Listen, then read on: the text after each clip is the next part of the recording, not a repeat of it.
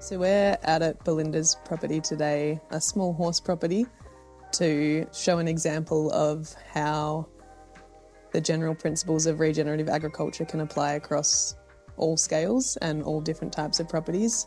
I've been a horse lover all my life, and I grew up on a beef cattle property when I was younger. So I ended up doing a degree in ag science straight out of uni. I ended up moving to a small country town where the farrier there stopped coming, and I had all my mates and friends go, hey, can you trim my horses as well?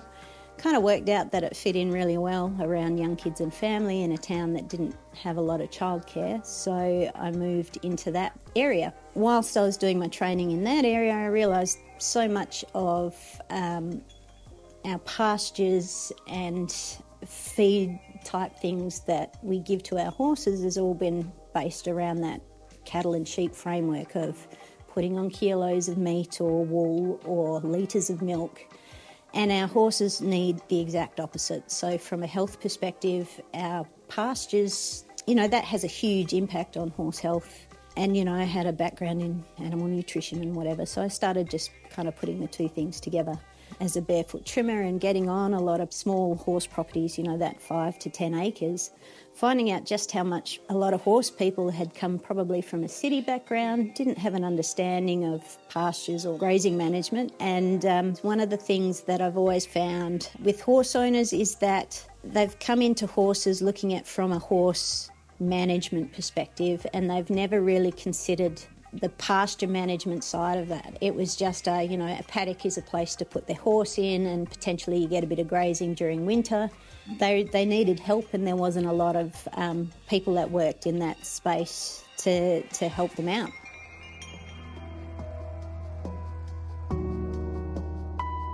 We have this tendency to keep one horse in one paddock and another horse in another paddock, and then, stable them overnight to keep them off the grass or put them in small yards. And none of that is either good for the paddocks or the environment or the horses. There's all the health issues that come with that, be it laminitis, weight issues, colic, that kind of thing. So in the meantime, actually set up my own place and try and set it up as best I could to be kind of a demonstration property for other people, and then allowing people to see those systems in place and then be able to kind of go from there to developing how they might implement that on their own property.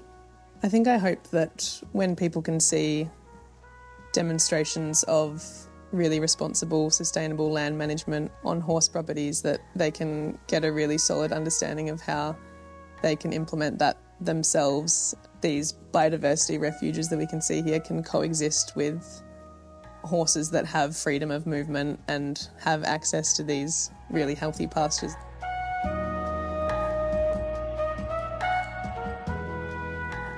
On this property, I've set it up as a track system because I need to manage the amount of time the horses are actually on the paddock. So this is essentially our sacrifice area, and it works really well because from a shire perspective we need to have bare fire breaks over summer.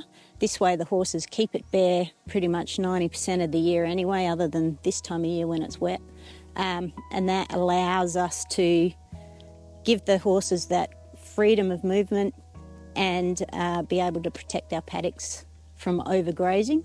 If you keep them on the grass 24/7 or set stocked on the paddock, they're going to trash the paddock eventually. It will end up as bare ground. From the outset, it's pretty obvious that it's being managed really responsibly. You can see that we've got ground cover all through the property, and that lasts year round because of how it's managed. We've got perennials in the system, and we've got annuals, and the way that the horses move around the property through that track system. And it's divided into 2 paddocks at the moment, but it can be split up into smaller paddocks, so there's that impact for short periods of time and then long rest and recovery periods, so that ground cover can be maintained and there's still living roots in the system year round. If the paddocks get overgrazed, obviously there's damage, potential for erosion. It works really well in these small landholder systems because when our feed runs out, generally here it can run out any time, depending on the season, between November and January.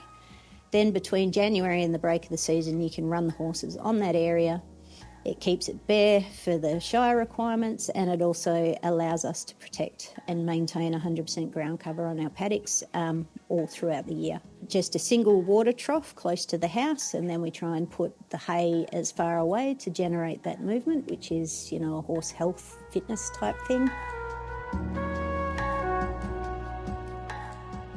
The other thing we've done is fence off the creek line through here and revegetate that. So we've got added biodiversity that's protected from the horses, and that becomes a refuge for wildlife. There's been, some management interventions through that creek line so that the soil health has been able to build up by holding more water.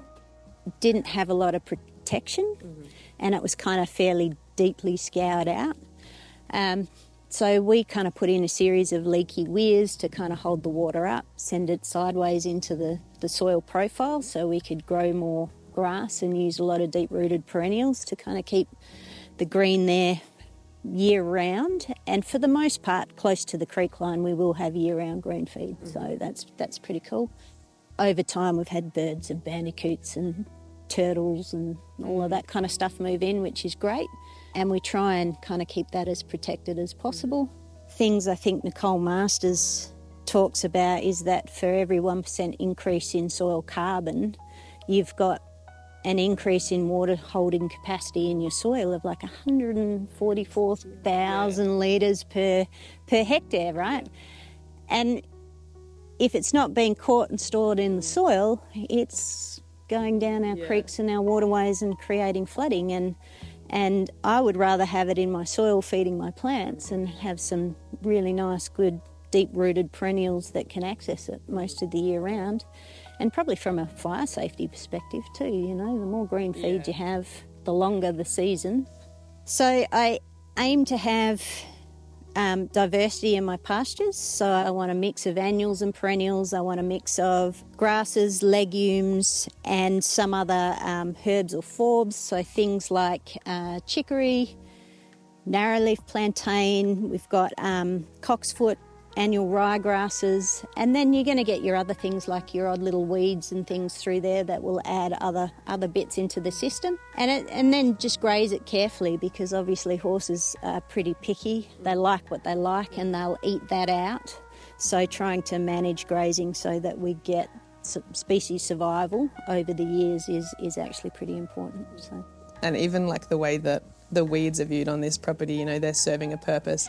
This area also, we tend to ride in this particular bit because it's shaded both summer and winter.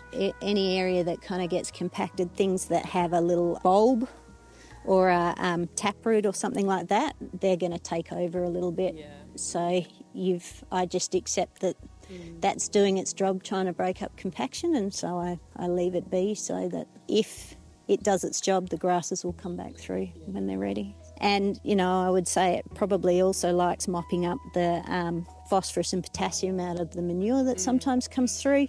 So it's doing a job, right? And so I don't get worried. I'll come through and slash it when it gets kind of big and starts to flower, just so it's not dominating.